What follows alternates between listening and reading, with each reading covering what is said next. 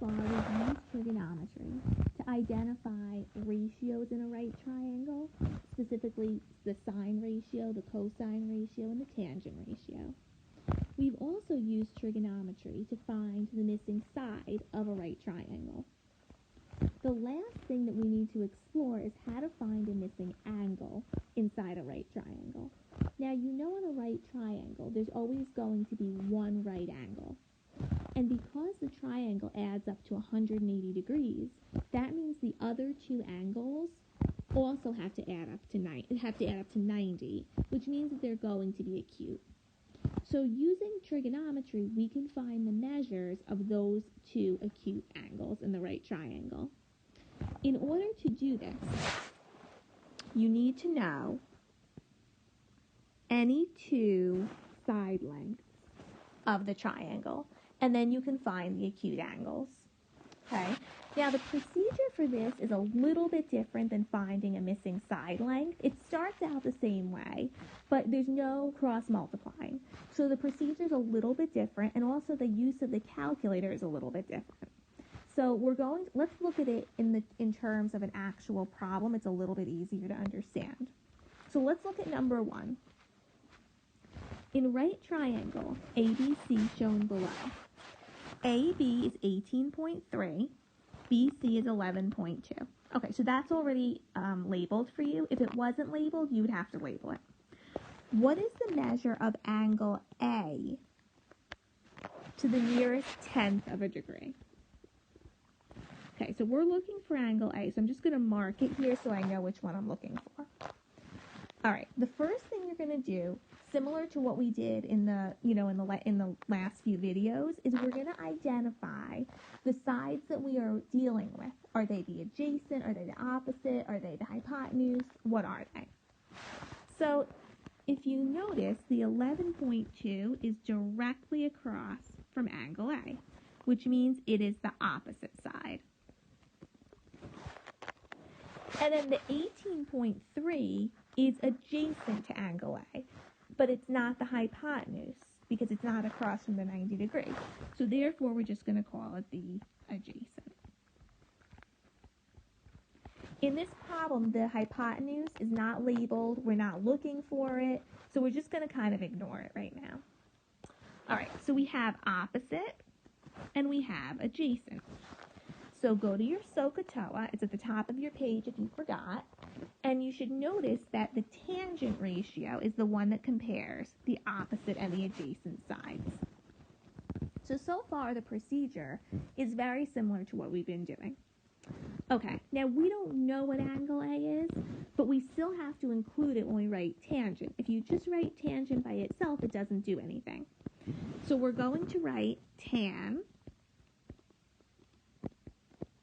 A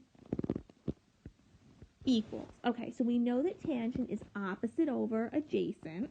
So I'm going to do 11.2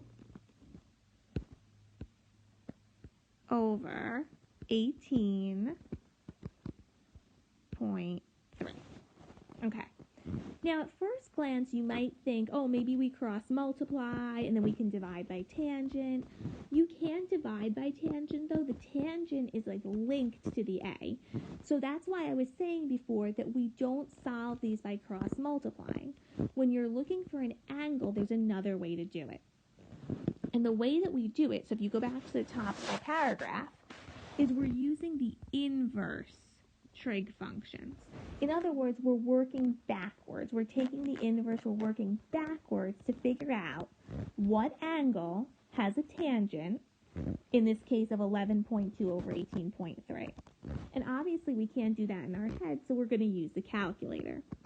Whenever we're working backwards to find an angle, we're using the inverse trig functions, and on your calculator they look like, and in general, they look like sine with a little exponent of -1, cosine with a little exponent of -1, or tangent with a little exponent of -1. So that's how you write the inverse trig functions. So let me show you what you're going to write on your paper, and then we'll kind of talk about how to get the answer in the calculator.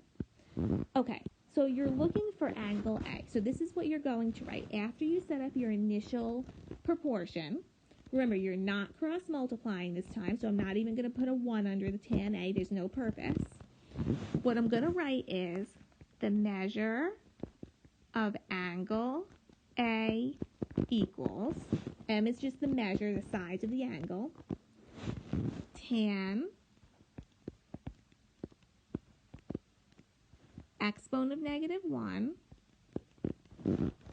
and then in parentheses, I'm going to put in 11.2 over 18. Oh, I have so much trouble with these decimals. 18.3. Okay.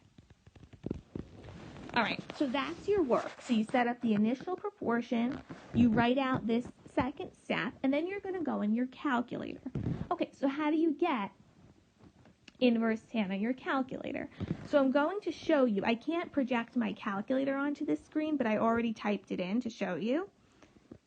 Okay, so what you would do is on your calculator, if you want inverse tan, you're going to press the second button,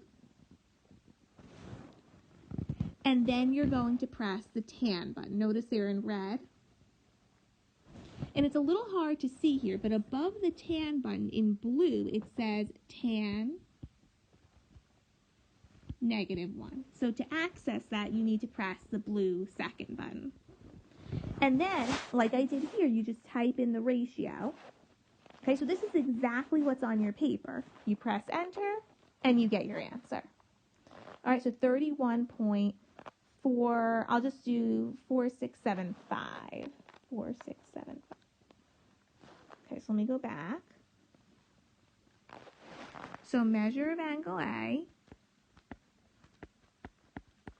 31.4675 degrees, and then it said to the nearest tenth. So we're just going to go there, look to the right. The 6 is going to bump that 4 up. So my final answer, I don't know where to write it. I'll write it over here. Measure of angle A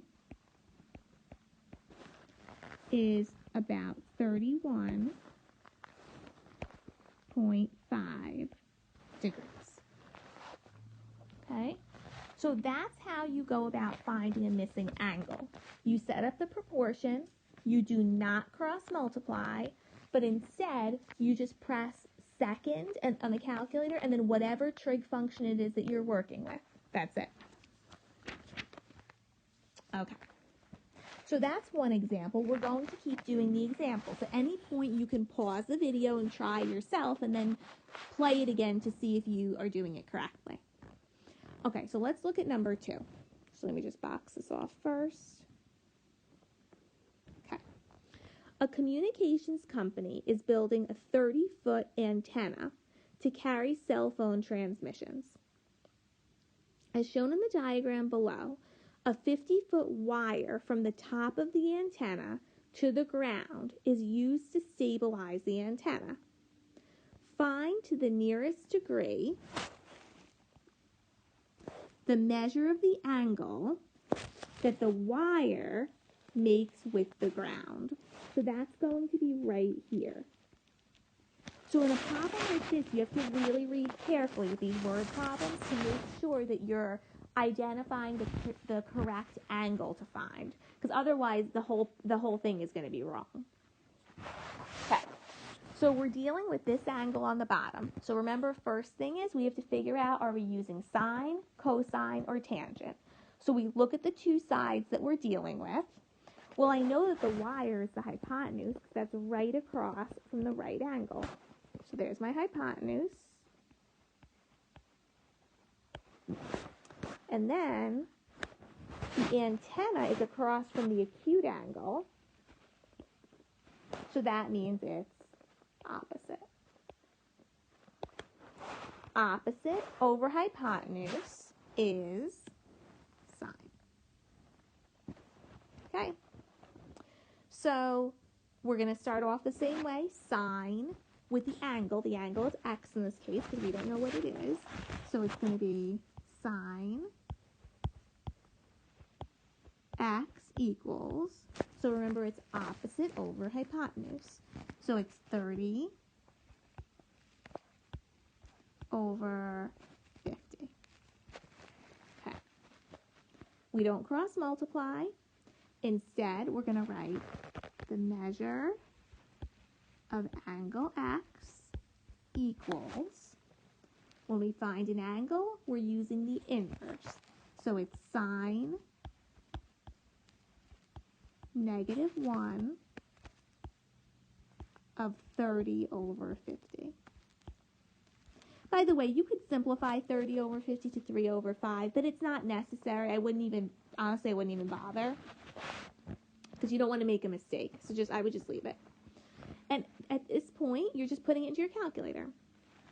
So go into your calculator. We're going to do second sine 30 divided by 50. Okay, and then the calculator says 36.86. Okay, no, I'm just going to do 99. Okay. All right, and then it says the nearest degree. So nearest degree means no decimals. So we're going right here. The 8 is going to bump that 6 up.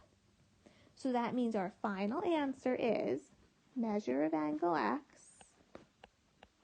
is 37 degrees. Okay. And that's it. That's basically what the procedure is. And when the diagram is drawn for you, of course, it's a little bit easier than if you have to draw it yourself. Okay, so let's do another question like this. Again, if you feel comfortable, maybe pause the video, try the next one, and then play it to see if you did it correctly. It's up to you. Now, number 3, the only thing is, though, that there's no picture for this one. So you do have to be careful that you draw it correctly, because if you draw it incorrectly, the whole problem is going to end up being wrong. So it says a 28-foot ladder is leaning against a house. Okay, so you know what? Even before we start, let me just set this up. So we have a house.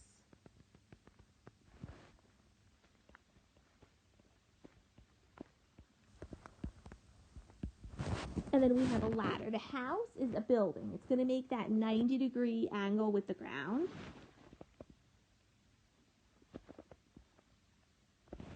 And then the ladder is always going to be on an angle. It's always going to be the hypotenuse in these types of problems, always. So here's my ladder.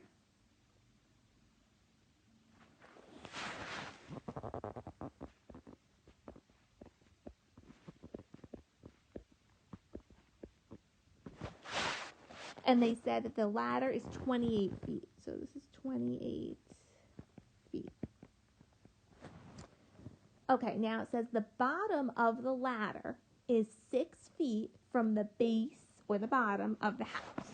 So that means from the bottom of the ladder to the base of the house, that is a distance of 6 feet.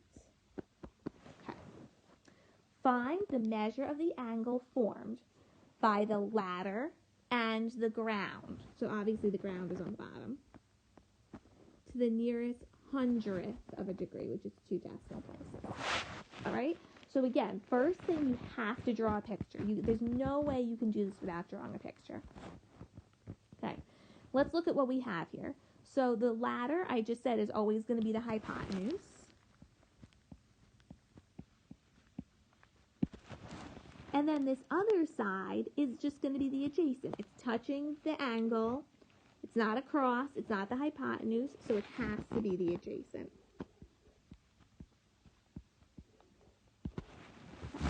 Now, on this page, the SOHCAHTOA is not written for you, but you can write it yourself. Sometimes when I'm writing it for students, I'll write it like this. I'll write so, like that, just so that you remember the O is on the top. Ka.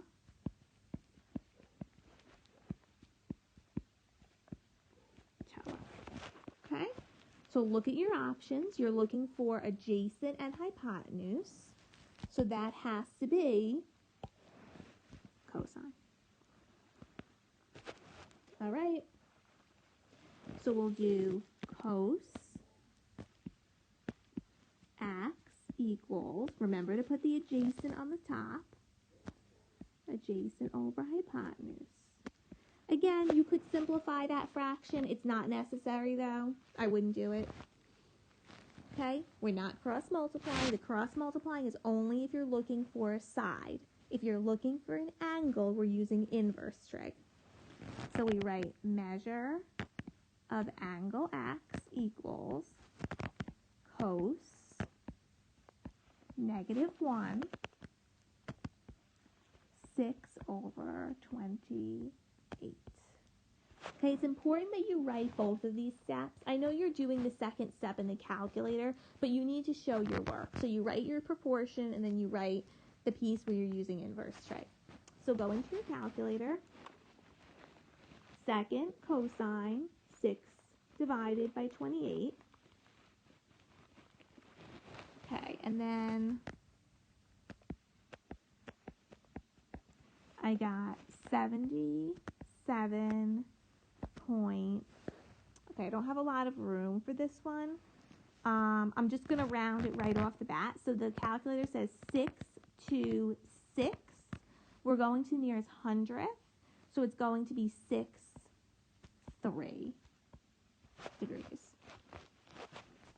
Make sure you're doing it yourself and you're not just, writing down what I'm doing. Because you need to practice.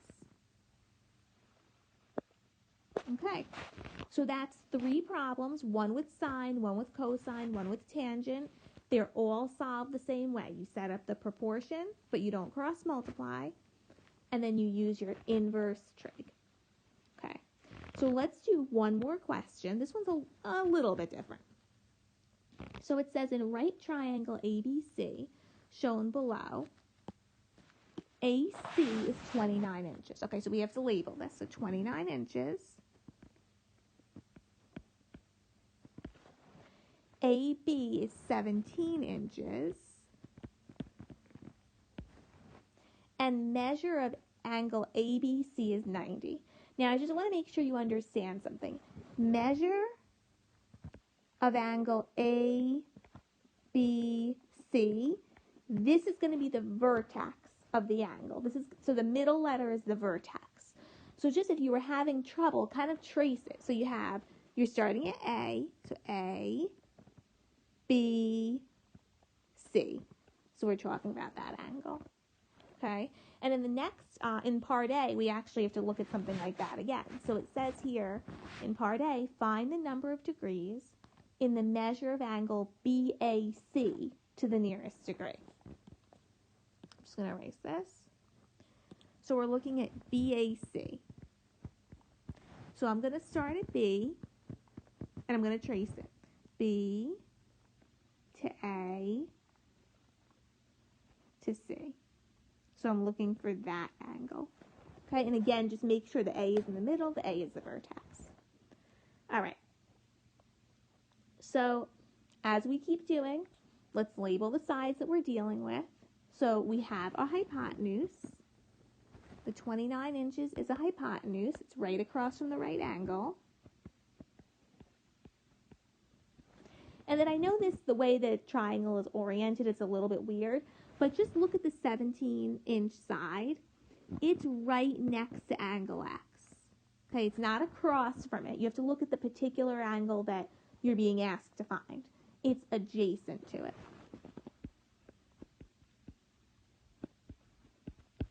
Okay, so adjacent and hypotenuse, once again, we're using cosine. Okay, so we have cos X equals adjacent over hypotenuse. Then we write measure of angle X equals cos -1 of 17 over 29. Put into your calculator.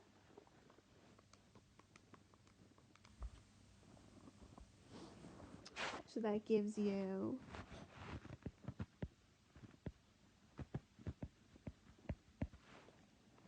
54.8 1, 1. All right, it says to round to the nearest degree, so we don't want any decimals. It's just going to go to 54 degrees. The ones are not going to do anything. So the measure of angle X is 54 degrees. Okay. Now, look at part B. Find the length of side BC to the nearest inch. Now, the thing is, you can do this in a number of ways. Now that we have the measure of angle X, we could use trigonometry. We could use one of the other sides, and we can use that one, and then we can use side BC as our, I'll call it Y instead of X actually, as Y. We could write a proportion, and we could cross multiply to find side Y. However, I wouldn't do it like that, only because what if you made a mistake when you were finding that angle? Also, what about we rounded? So 54, even if we did 54.11, that's not exact. So it's going to cause our answer for side BC to be incorrect. So what I would suggest is, since you already have two sides that you're sure are correct because they were given to you, to find the other side, let's just use Pythagorean theorem. That's our safest bet because those two sides were given to us. So I'm just going to draw it again down here. It's easier to see if I draw it again. So I was given that this side is 17 inches, the hypotenuse is 29 inches, and then I don't know what the bottom is, and that's what I'm looking for. So Pythagorean theorem is the easiest way to go, and it's the most accurate in this case. So with the Pythagorean theorem, remember, you're always squaring the legs, and you're adding them together and making it equal to the hypotenuse squared. So the hypotenuse here is 29, so our equation will equal 29 squared. So we're going to have 17 squared plus y squared equals 29 squared. So then we use the calculator. We're going to square 17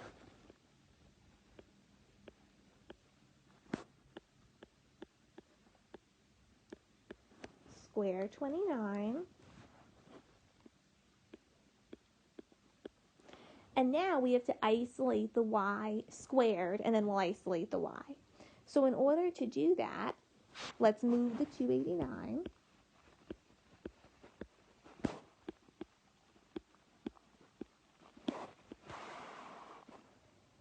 So y squared equals, use your calculator,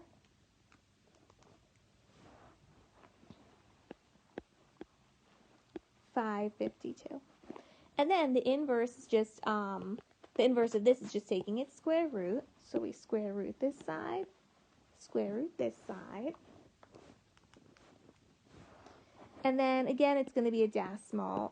Write some of the digits and then we'll round it. So it's 23.49468. And it says nearest inch, so no decimals. So it's just going to be 23 because the 4 is not going to bump the 23 up. So y is equal to 23, and we're dealing with inches. Now, like I said before, you could have used trigonometry, and you probably would have even gotten the same answer since it's only rounding to the nearest inch. It's not that precise. So you could have done it. My concern is if you made a mistake, that's my biggest concern, in part A, and then you use part A to do part B, that's where you might run into a problem. So if it's possible not to use an answer that you got on your own, it's better. Okay? And just last thing, 23 inches, to me that makes sense because, first of all, it's around the size of the other legs. And also, it's less than the hypotenuse, which it has to be because it's in a right triangle and it's a leg. Okay, so hopefully with all these different videos that you've watched, you have a good idea of trigonometry. You can play them again. You can practice again. Remember, it's important to do these problems on your own and not just watch me do them. That's how you're going to become proficient. Okay, hope to see you guys soon. Good luck.